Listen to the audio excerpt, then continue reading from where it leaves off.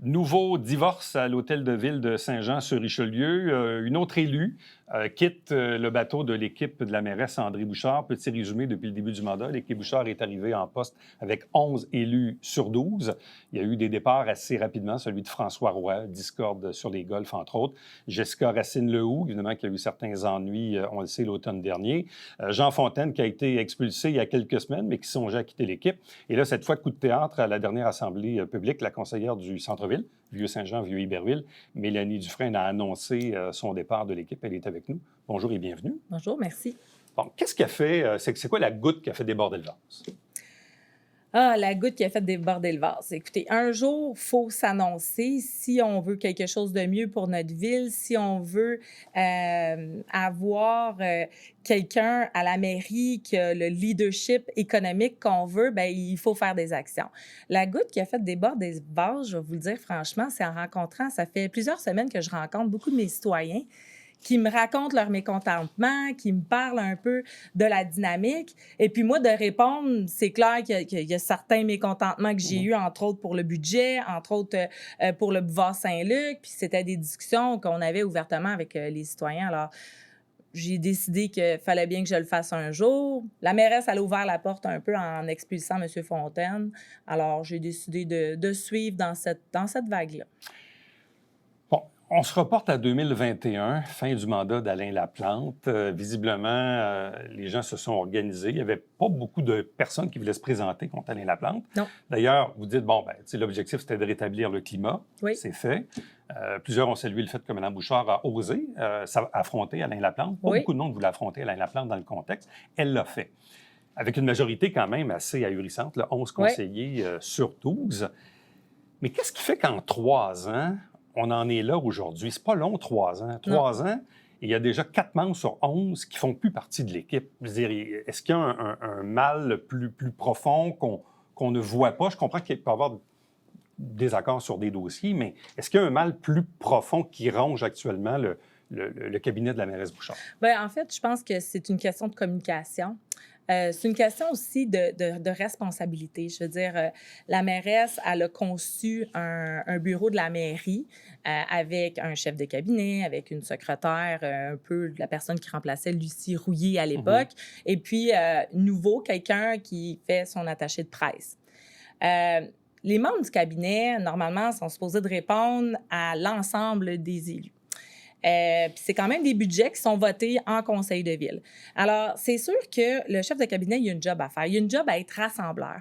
Il y a une job aussi de dire, OK, c'est quoi le plan de match? Où c'est qu'on s'en va? On a fait une campagne électorale, on a fait des promesses électorales. Maintenant, là, il faut rattacher ça avec l'administration, puis il faut avoir une stratégie. On n'a jamais eu ça.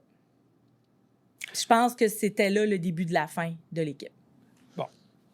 En voulez-vous à la mairesse? En voulez-vous au chef de cabinet? Bref, qui est le coupable dans cette affaire-là? Il y a pas, moi, je pense que c'est un manque d'expérience, puis c'est de ne pas savoir tout court. Puis, tu sais, je veux dire, pendant 2 ans, je disais, non, ça marche pas. J'avais des accrochages, je l'expliquais.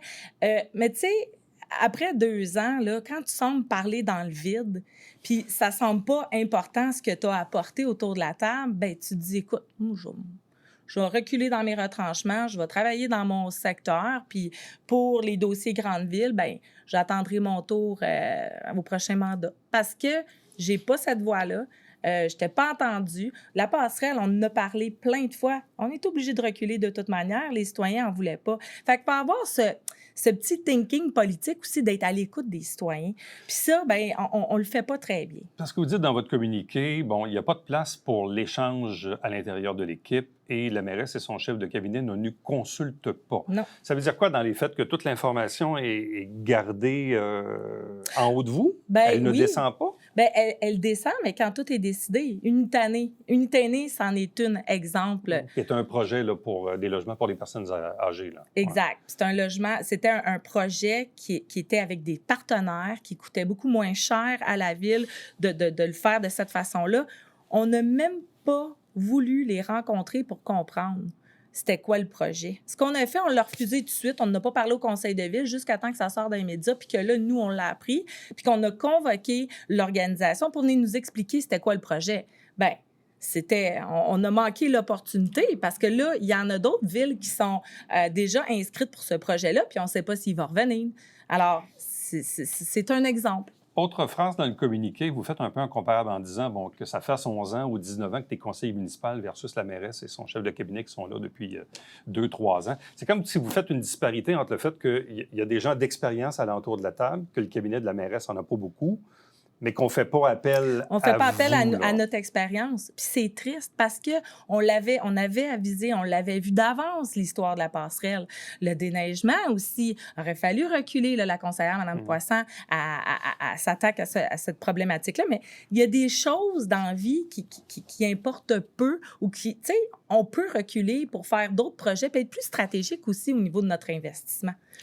Vous dites, la politique, c'est plus que des beaux sourires et de bien articuler des mots. C'est d'avoir de la profondeur, d'avoir l'esprit vif pour poser les bonnes questions, d'effectuer des recherches et surtout d'être à l'écoute. Et vous dites, la politique, ce n'est pas de faire la leçon aux citoyens. Oui. Avez-vous l'impression que la mairesse fait la leçon aux citoyens? Il y a une séance du conseil municipal où est-ce qu'il y avait une foule qui était enragée dans la salle. La salle était pleine. J'essaie de me rappeler c'était quand. C'était probablement pour peut-être l'école. En tout cas, c'était en début d'année. Elle commence en ouverture avec un long speech en essayant de éduquer les citoyens en c'était quoi de la désinformation. Tu fais pas ça devant une salle houleuse où tu as 60 personnes qui sont fâchées pour des décisions que tu as prises. Je trouve que ça se fait pas. Tu es capable d'expliquer pourquoi tu as pris cette décision-là. Tu es capable d'être assez humble, de dire, ouais, on va le regarder ça, puis peut-être qu'on va reculer là-dedans. Mais de faire la leçon aux gens, ça marche pas. Moi, dans ma tête à moi, on n'est pas là pour ça. Vous dites, je pense que nos fonctionnaires méritent des élus d'un calibre supérieur afin de rehausser les niveaux de discussion pour mieux avancer. C'est quand même une phrase assez lourde de sens. Oui. Est-ce que vous sous-entendez que vous avez des collègues qui ne sont pas de calibre au conseil? Non, c'est pas ça que je sous-entends. Puis je me suis probablement mal exprimée. Moi, je pense que je voulais dire de haut calibre. Ça prend des élus de haut calibre qui sont capables de challenger l'administration puis de les aider à avancer. On peut pas tout payer de notre poche. On veut faire des projets de logement, par exemple. Bien, si tu as des connaissances, si tu as un carnet de contacts aussi, tu es capable de rassembler des gens autour d'une table qui sont capables d'investir dans des projets. Fait que des projets en partenariat public-privé, ça se fait. Mais il faut que tu aies ces notions-là, ces notions de contact, mais ces notions aussi que ça se fait, des maillages avec différentes personnes, différentes organisations pour faire différents projets. Être capable de questionner qu'est-ce qui arrive en ingénierie. Tu sais, on a refait un rond-point il n'y a pas si longtemps qui nous a coûté 5 millions. Bien, on est-tu capable d'avoir quelqu'un qui a ce type d'expertise-là autour de la table pour questionner? Je ne parle pas du conseil présent, je ne parle pas des anciens conseils. Ce que je parle, là, c'est qu'est-ce qu'on veut pour l'avenir. Puis je suis en recrutement. Bon, vous dites, dans l'équipe, je sens que je dérange. Oui. Puis que dans l'équipe, il y a une équipe, là. Oui. Ça veut dire quoi, ça? Bien, j'ai toujours une opinion, puis j'ai toujours une vision. Tu sais, moi, je suis quelqu'un dans la vie qui je sais où ce que je m'en vais. Je sais ce que je veux, je sais où ce que je m'en vais. Donc, je suis souvent pas d'accord avec des orientations. Puis ça m'est arrivé à plusieurs reprises de juste rien dire parce que j'en dis, je trouvais que j'en disais un peu trop, puis je me trouvais moi-même fatigante. Fait que dans ce temps-là, tu prends un pas de recul, tu regardes ce qui se passe, puis je veux dire, Mélanie, c'est pas... Tu sais, Mélanie, elle va essayer de se trouver des gens puis se joindre avec des gens qui pensent comme elle parce que là, ça marche pas. Bon, souvent, moi, ce que j'entends, c'est me dire, ouais, mais tu sais, Mélanie Dufresne, elle est là depuis longtemps, elle était avec Fecto, elle n'était plus avec Fecto, là, elle était avec Mme Bouchard, un peu avec Mme Bouchard. Autrement dit, Mélanie Dufresne n'est pas tant fidèle ou loyale là, avec ses maires ou ses candidats à la mairie. Qu'est-ce que vous répondez Moi, à ça? je réponds, Mélanie est fidèle à ses citoyens. Puis pas juste les citoyens du centre-ville du district 1, mais fidèle à ses citoyens de la grande ville de Saint-Jean-sur-Richelieu. Mélanie ne va pas se satisfaire de peu. Mélanie, elle pense grand pour sa ville. Puis Mélanie, elle pense qu'il y a des grandes personnes qui peuvent aussi s'impliquer, puis de donner leur nom, puis de faire une campagne électorale pour amener notre ville où est-ce qu'on est supposé d'être. Pourquoi avez-vous fait équipe avec Mme Bouchard il y a 3 ans? Parce que on avait un grand problème que tout le monde connaît. C'était nocif pour notre ville. On a fait équipe avec elle pour pouvoir rétablir le climat. Dossier accompli. Dans ma tête à moi, c'était une mairesse de transition. Moi, je ne pensais pas qu'elle voudrait refaire un autre mandat. Là, maintenant, ça veut dire quoi à partir d'aujourd'hui? Là, vous êtes indépendante jusqu'à la fin du Oui. mandat, mais bon, il y a moyen quand même de faire avancer ces Absolument. dossiers, j'imagine? Absolument, absolument. C'est pas une question d'équipe. Je veux dire, on est tous là pour faire avancer notre ville, puis on fait tout ce qu'on doit faire pour faire avancer notre ville.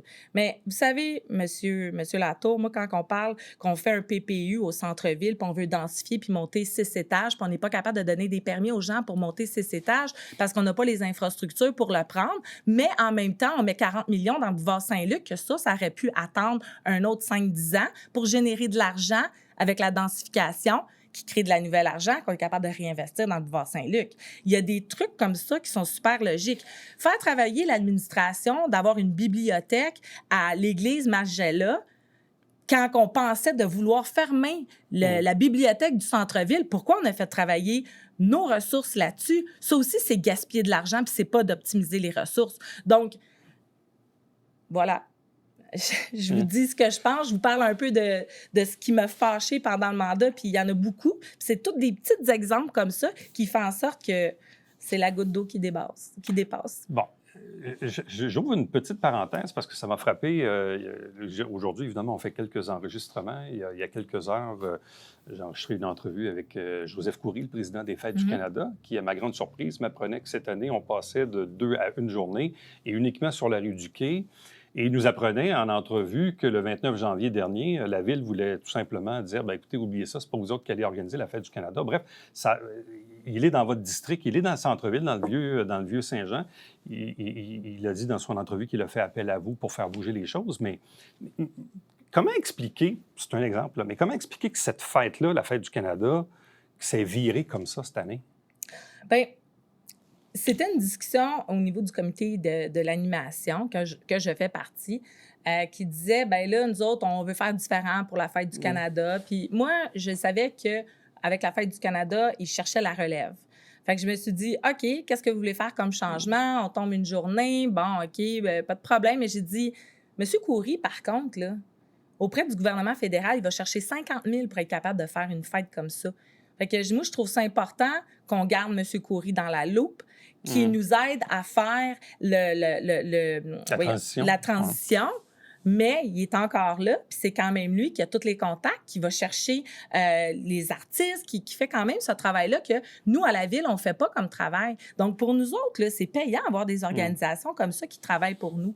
Alors, j'ai dit, assurez-vous, quand vous allez appeler M. Coury, qu'on garde le 50 000 puis essayer d'arranger quelque chose. Quand ils ont appelé la première fois, c'était pas ça. C'est qu'on écartait M. Coury de tout, puis il était juste président d'honneur. Mais je veux dire, quand tu fais une transition, c'est pas nécessairement comme ça qu'on fonctionne. Puis on perdait le 50 000. Fait que, au fil des discussions, on a réussi à arranger ça, puis on verra pour les prochaines années qu'est-ce que ça va donner. Mais c'est ça. C'est pareil pour la Saint-Vincent-de-Paul, puis c'est pareil pour beaucoup d'autres associations comme ça. Dernière question. Serez-vous candidate aux prochaines élections comme conseillère ou à la mairie?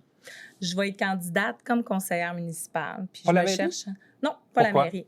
Pourquoi? Parce que j'ai un travail qui me stimule énormément. Je voyage partout aux États-Unis.